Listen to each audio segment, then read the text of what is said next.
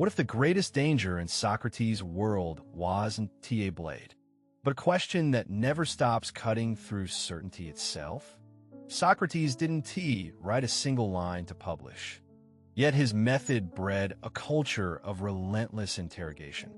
He walked Athens like a storm with a drawn breath, and every conversation became a chess match where the pieces were beliefs people claimed as theirs. The dark side isn't that he failed to tell the truth. It's that his questions could be used to loosen the very ground people stood on, to make certainty tremble until it felt almost relatable to doubt.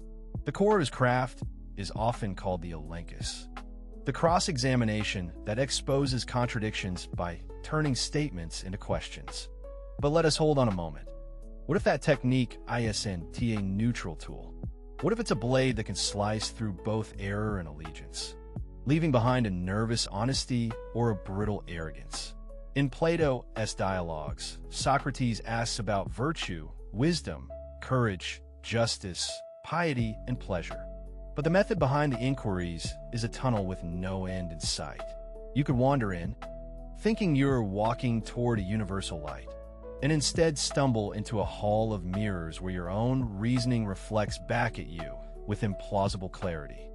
To understand the dark side, we have to see him not as a villain in a black cloak, but as an architect of a new gravity in thinking. Before Socrates, there were sages who spoke from statues of authority, who claimed to possess the map to virtue and the city's fate. Socrates didn't claim omniscience. He claimed the opposite. He claimed that knowledge begins when you admit you don't know, and that admission, in a crowded agora, is a dangerous social act. It invites the crowd to rethink its idols, and, if the crowd is powerful, to rethink its power. In that sense, the method is ethically neutral, yet ethically perilous. If your aim is to free minds, the elenchus can dismantle the scaffolding of shared illusions. If your aim is to win, to show you're the one who can out-argue everyone else, the same method becomes a weapon. Socrates did not shy away from discomfort. He welcomed it, and he welcomed the discomfort in others as a path to something closer to truth. The tension is precise. Truth as a communal search versus truth as a private trophy. Consider the dialogue in which a politician or a general is pressed on what courage really is. The genius of Socrates and the danger is that courage, when tested, often dissolves into a confession of fear. The room watches a claim-style exchange unfold until a person who once spoke with certainty now hesitates, stumbles, and finally offers a definition that seems almost inadequate. The method is brilliantly elegant. It exposes the fragility of convictions, but in doing so, it reshapes the person performing the claim as well as the audience who hears it. The power dynamics shift from the one who commands authority to the one who must endure questions. Yet there is a darker thread.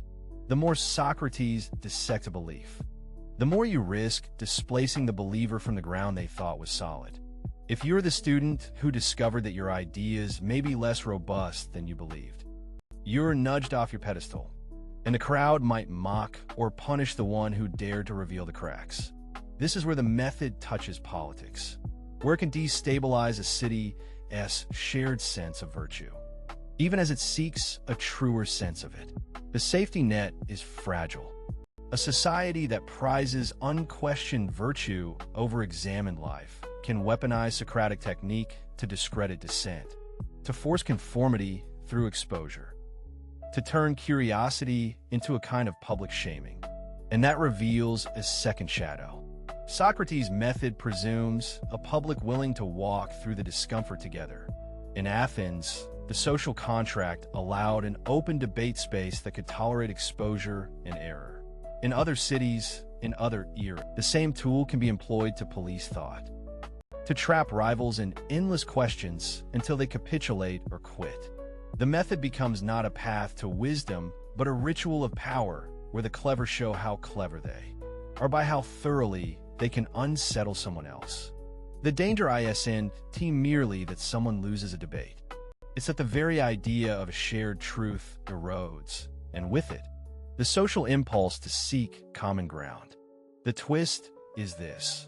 Socrates' own vulnerability becomes the strongest shield.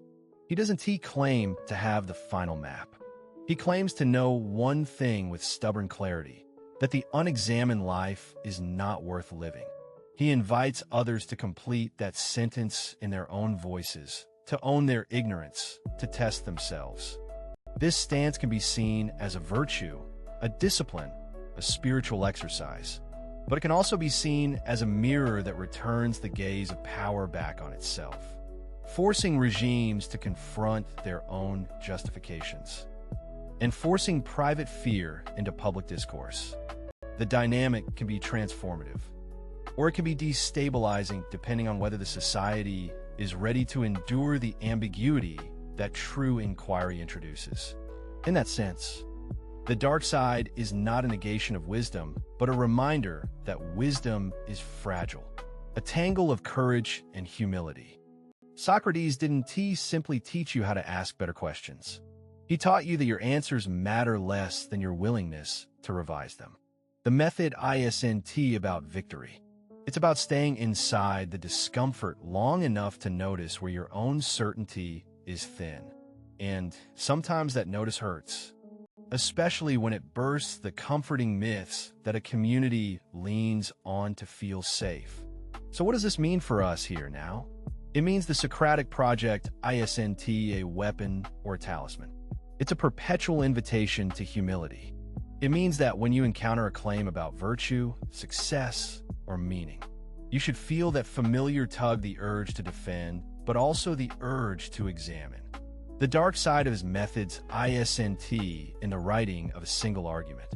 It's in the act of living with questions so persistent that they begin to unmake you, then demand that you reconstruct yourself with care and consent. And that is the point where the conversation stops being about Socrates and begins being about us. Do we want to be people who defend every belief with the stubbornness of a fortress? Or do we want to be people who survive the siege of doubt by building something stronger from the fragments of our ideas? The dark side is a test. It asks you to stay awake with your own certainties, to keep the doors open to others, to let questions breathe until they become a path back to a more honest self. The unmasking isn't a single reveal. It's a shift in stance. Socrates didn't leave Athens with a tidy doctrine.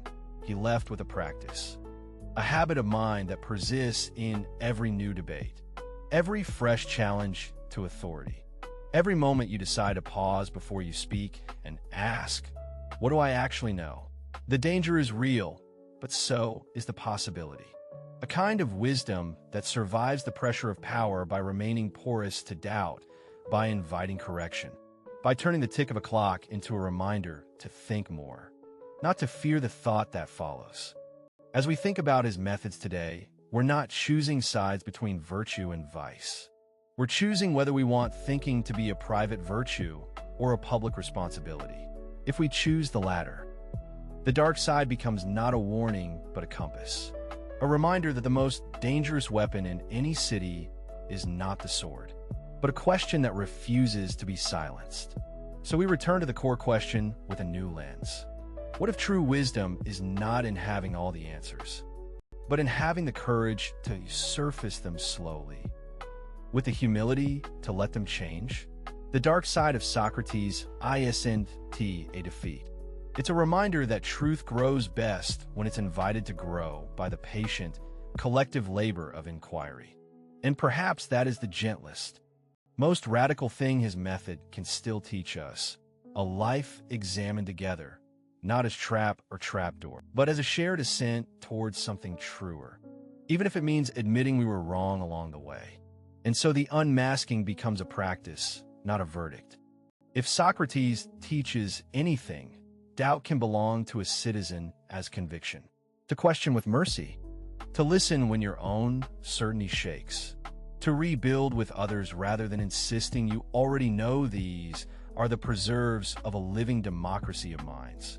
The dark side dissolves when curiosity is paired with responsibility.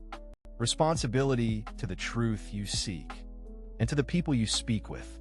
This is the true art of the Mayeutic, a common ascent